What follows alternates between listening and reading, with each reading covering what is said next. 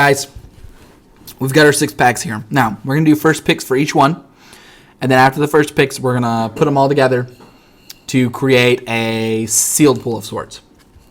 So, let's take these over here. All right. Oh, that's the good noise. Listen to them open. Ah, sounds so good.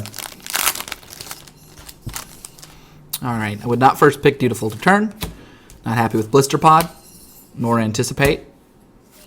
Let's just keep going until we get something first pickable. All right, Complete Disregard is either the top common or in your top 3 common. So I'll set that up here.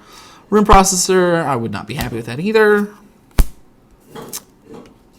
Okay, so I will take the Complete Disregard over Herald of Kozilek because it's 2 colors, but it's worth considering picking this specific 2-color card. I think it's powerful enough to be on my list. Not Retreat. I will pick Deathless Behemoth over Complete Disregard. It is a colorless card that can go in basically every deck. The only deck I don't think I'd run it in is if I had a red-white deck with an extremely good curve. And it's better than Desolation Twin. Being able to pay 6 is much more reasonable than being able to play 10, which is very hard. All right, so Deathless Behemoth is definitely the first pick there. Complete Disregard being a close second. Oh, listen to that noise. All right, keep it in your pants. And here we go. Night Watch is not playable, or not. It's not playable. It's not first pickable. Not first picking Mist Intruder, or Dutiful Turn. Not Stonehaven Medic. Not Volcanic. Stone Fury is first pickable. Has an unconditional removal spell. I'll take it over the Channeler. Okay, Touch of the Void. I think I would take over Stone Fury. So interesting point here. Stone Fury is going to kill bigger things, but Touch of the Void is going to kill things quicker. It can go to a player, but also more importantly is that it's only 1 red. So there's a much better, higher chance of me playing Touch of the Void than Stone Fury. And we are not really that much more incentivized to play Stone Fury. It's not much of a stronger card with the mana cost included than Touch of the Void. I'm taking Touch of the Void over Zulaport Cutthroat. It is a strong card, but I don't think it's strong enough. All right. Now, you could take Dampening Pulse over Touch of the Void. I think that if Brad was making the pick, he would take Touch of the Void over Dampening Pulse. I'm on the opposite. I'll take Dampening Pulse over Touch of the Void. I feel like it's an overall more exciting and powerful ability. This is Renewal. More playable than I thought before, but not strong enough for me to want to pick everything else. So I'm going with Dampening Pulse over Touch of the Void, but I think either pick is defensible. All right.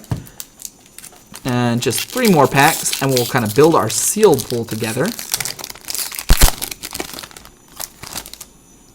Okay. Oracle of Dust is considerable, but I'd really rather not. Oh man, these commons just are not working. Okay, here we go. Valakut Invoker is the first card that I'm willing to take. It's not the most exciting card, but being a 3-drop with in-game potential is fine. Almost every deck will run this. I can't imagine too many red decks where I wouldn't run this unless it was very synergistic, colorless. And even then, I would like to find space for having 3 drops that end the game. Okay, I will take Benthic Infiltrator over the Valakut Invoker. Now, I like Valakut Invoker better as a card overall, but Benthic Infiltrator is going to be more powerful in the very good decks that it belongs in, and its floor is only slightly lower than the Invokers. I'm taking it over the Bloodbound Vampire. It is a powerful card, but I don't want to commit to that kind of synergy deck. All right, so this is interesting. Ruination Guide versus Benthic Infiltrator is very close. We'll talk about that in a second. All right, and we got an Endless one, which would actually be our pick, but we're going to ignore the Endless one, which would be the pick for these 2 blue cards, which I think both are defensible. They both go into these blue colorless decks. The Ruination Guide is going to go better in more of like the blue-red one, and the Benthic Infiltrator will go more in the blue-black one. I think I would take the Infiltrator over it because the floor on the card, how bad the card can possibly be, is better than the Ruination Guide. But they're very close, and I'm not sure if that's necessarily the right pick. I think a lot of different people would have a lot of different answers. But I would go with the Infiltrator just based on consistency. All right, no Healer, pick 1, no Blister Pod, no Oracle, no Null, no Whiptail. Okay, so at this part, I would actually be on the Colostria Healer. Not picking Lifespring Druid over it. Green has been really bad, and the problem is you don't know if you're going to get the good green cards or if anyone else is drafting it. So I'm pretty out on green. Wow. Okay, here we are. Gideon's Reproach. We've got a card that I'm willing to first pick. It is not the best nor the worst first pick. I'm happy with that. I'll take it over the Vestige. I'll take it over the Skyrider, just because the Skyrider is 2 colors. Fire Mantle Mage is definitely worth considering with the Gideon's Reproach. It's hard to say which way to go here. This is a much stronger attacking strategy. The Reproach is a much more kind of mid-range, strong card there. I think I would go with the Reproach just because I think I prefer the removal. Titan's Presence is a card that I've heard's better. I'm more willing to try it. I'm not willing to pick it here, but I am more willing to play it. Before, I've been cutting it pretty quickly because it's a conditional removal spell that can do nothing. But often, if your deck's constructed well, it'll usually be playable. Okay, well, we're picking the Sovereign here. The Sovereign is a much more powerful card than the Gideon's Reproach. It'll win us the game usually. Oh, we got to get an emblem. And then we got 2 more packs. And we'll put the sealed pool together, and we'll kind of fish out how we're doing. Now, I'm going to show you guys another way to assemble a sealed pool. And that might help out different people look at things different ways. No first picks so far. And setting up your sealed pool in a way that makes sense to you and is comfortable will make sure that you're more successful. Okay, we don't have first picks. Yes, we do. Completely disregard what I said. Our first pick just came up here. And it just got replaced by Vile Aggregate, which I consider as one of the premium uncommons. I'm very excited about that. So Green Warden of Marasa. Powerful card. Best card in the pack. Still not going to pick it because I do not think that green is a smart draft strategy. Too often, you can be in a situation where green is just not coming around, not being opened well. The powers and uncommons and rares, and anytime you're in that position, it's just not going to put you into a successful position. Ooh, shiny Tandem Tactics. So it's the Vile Aggregate there. All right, and we're on the last pack. And then this will help us build our 6-pack sealed. All right. Let's see if we can find a first pick. And we found one. Clutch of Currents is one that's very good to start with. I'm very happy to start with a clutch. I'm doubtful we'll find a better common. I think I pick clutch. I probably pick complete disregard over clutch. But it's very few and far between. Okay, and the retreats are definitely not making it. Neither is the Blood Woodland. Lumbering Falls is nice, but I'm not taking that over it. So I'm definitely on clutch. Okay, so let's set up our sealed pool. Now, we're going to set this up in a grid. We're going to set it up by colors and in a grid. So, Ash, can you start sorting these by colors while I do the same? All right, so... Multi go in their own, or... Yeah, just put the multicolored cards and the colored cards together and take out the tokens. So I'm going to go through here, pull out all the blue cards real quick. And... All the lands together or with their colors? Just put the lands with the colorless cards. Okay. Hand me most of these cards. All right, so I'm a little quicker than this Ash, so I stole some of her cards. Blue, blue, blue, blue, blue. And we'll go through one color while Ash is getting the rest ready, and then we'll talk about the next and then the next. All right. And this will kind of give us where we want to be. And that's all the blue cards? Yeah. Okay. All right, so we're going to look at blue first. Does not look like we have a terribly large amount of blue. And we're going to do this by 2 piles. So I'm going to set the cards I want most up top, the cards I'm happy to play in the middle, the cards I'd rather not play at all in the bottom. So Anticipate's in the middle. The first Spell Shrivel is in the middle. Clutch is at the top. Oracle's in the middle. The second Spell Shrivel is at the bottom. I'm going to put Rush of Ice at the bottom. Retreat to Core Home at the bottom. Mist Intruder, I'm going to go ahead and put at the bottom, but I'm going to recheck the pile and put it back in if this deck is playable. Dampening Pulse is up at the top. The second Oracle of Dust is at the middle. Benthic Infiltrator is in the middle. It's closer to the top than the middle. And Ruination Guide. Okay, so blue has 2 cards I'm excited to play. I wouldn't necessarily say they're bombs, so it's not the best. And it has 5 solid cards, so it's really only 7 cards I'm very excited to play. But if I'm playing an Exile deck, it does pick up the Mist of Ingest deck picks up the Mist Intruder and maybe a Spell Shrivel or an Oracle. All right, let me see these real quick. Did you get all the black cards out? No, I didn't know which order you were trying to do them in. Well, just whatever order you want to do the colors in. All right, let me look through here real quick.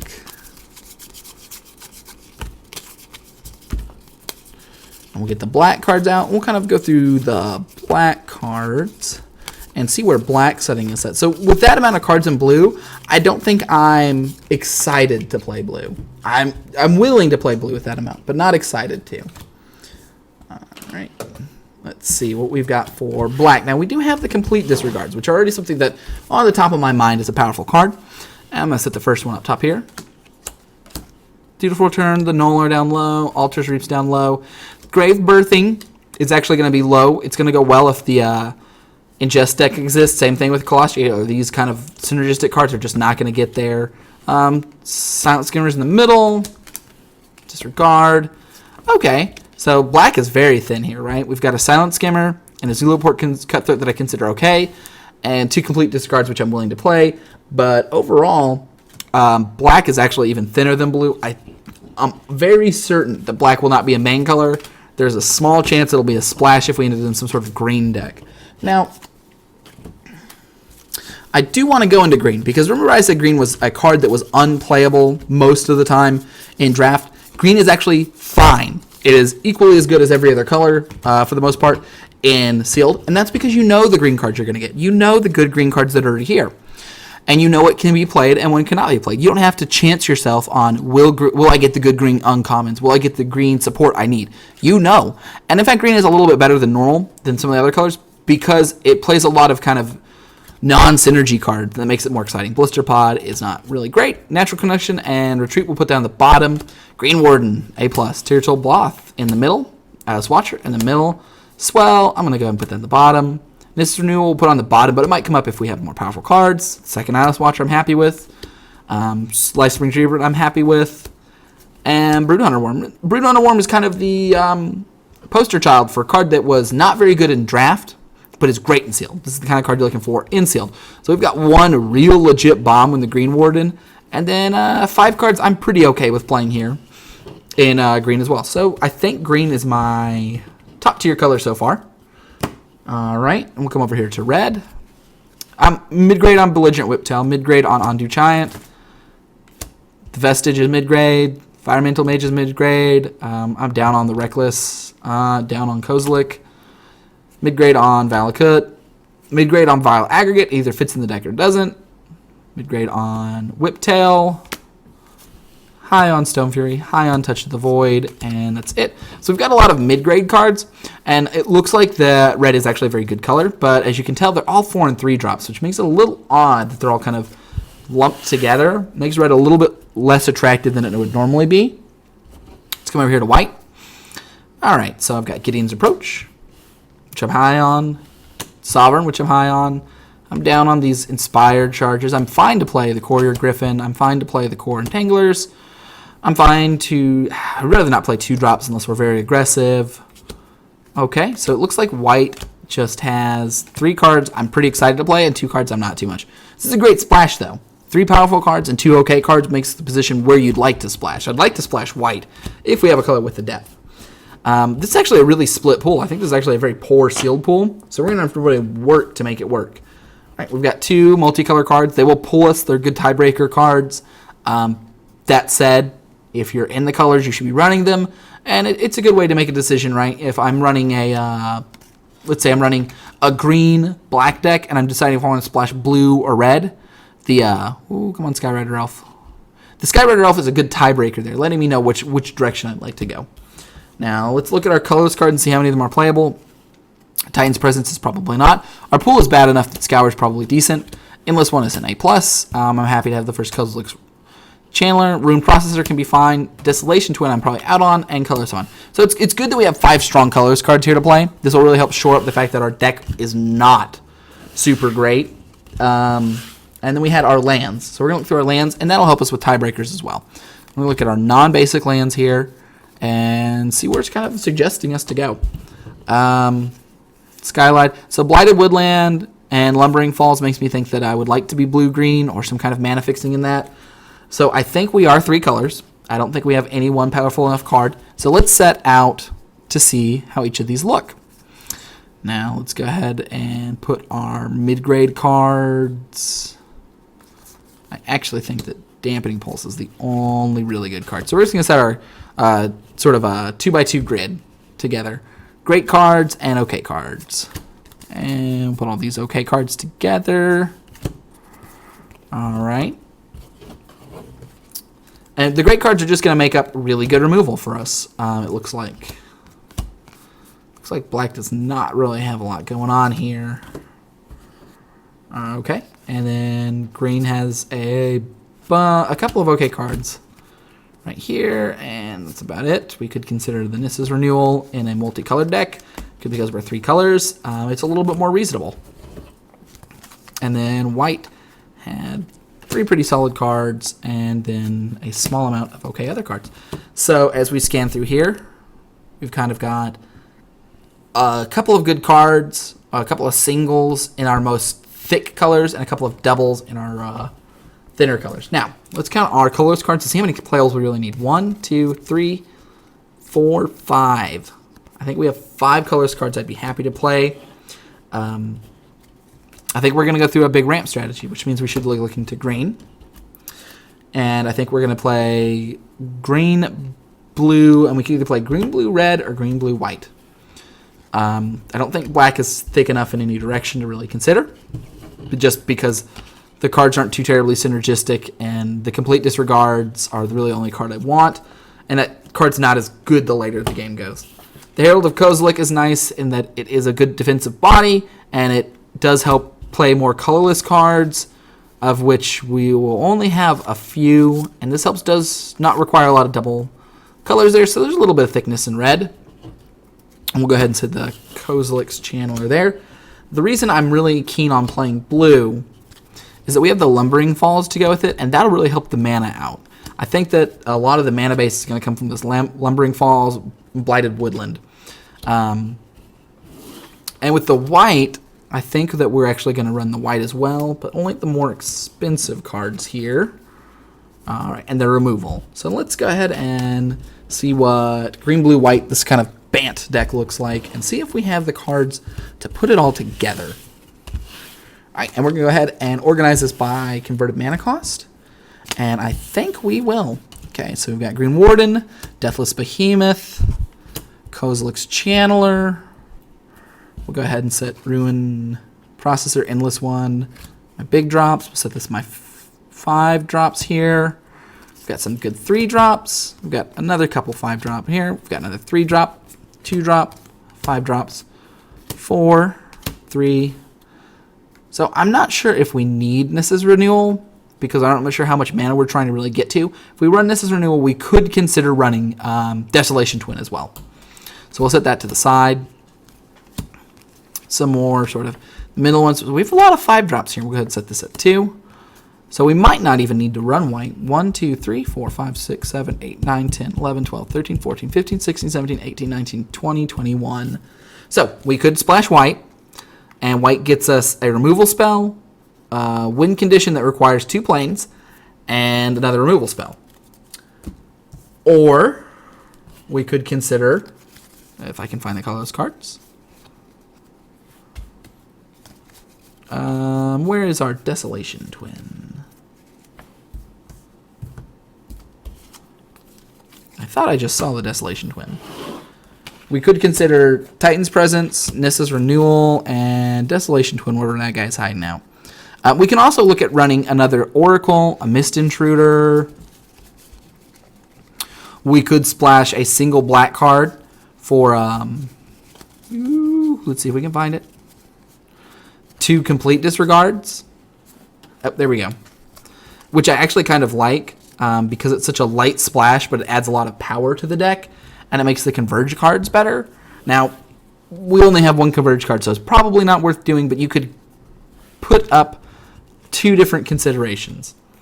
You can run, we've got 1, 2, 3, 4, 5, 6 appropriate colorless cards, 7 with Desolation Twin, so Titan's Presence is probably actually runnable. We can either run 2 complete disregards and a mountain and a swamp to get with our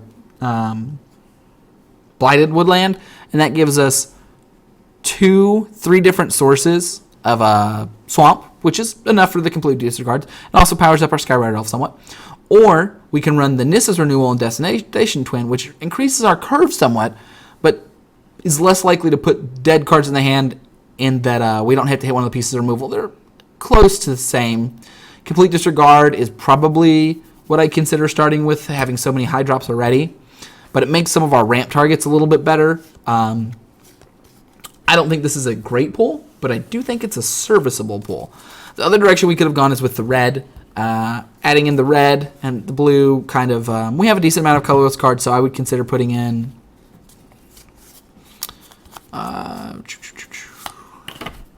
these right here. It's just we don't have quite as much space, and none of these cards are quite as high impact as the black cards we showed. You get the option to run Stone Fury if you run enough red cards, enough red mana sources. Touch of the Void, which is good, but I think is actually worse than Complete Disregard. Fire Mantle Mage lets you get through more damage, but we're not running a particularly aggressive deck. Our curve is actually much more defensive than offensive, if you can look at it a little bit. The Invoker is actually pretty excited to run, especially with the mana. And the Vestige and the Fire Aggregate are good defensive and offensive cards. Same with the Herald. But I think I would be on running either 2 colors and a splash for the Complete Disregards, or 2 colors and the big targets for the Nissa's Renewal and Desolation Twin. I'd probably start with the Complete Disregards and then board into the Desolation Twin whenever they didn't have good targets to remove with that. So yeah, that was an interesting sealed pool. But setting out a grid of top being your must-play cards, your Green Warden of Marasa, your Gideon, in your colors pile something like an Endless One or Deathless Behemoth, having that top pile of stronger cards, of cards that are very exciting, your middle pile of cards that you are, neutral on, but still happy to play, so like a Smite the Monstrous, and then your bottom pile of cards that you'd rather not play, maybe something like a Mortuary Mire, although that's not in white. But you have these 3 different rows, and then you kind of go just side by side. And the thickness of the rows will help you kind of understand which colors are the best ones to play and win. All right, guys. We hope to try... We hope to be playing some Legendary Cubes Monday or Tuesday. They look pretty exciting. The values looks pretty good. We'll talk about the EV and how to make money off that for you guys. But yeah, I was pretty happy with all of the different products I have. I don't feel like any of them were particularly overcosted.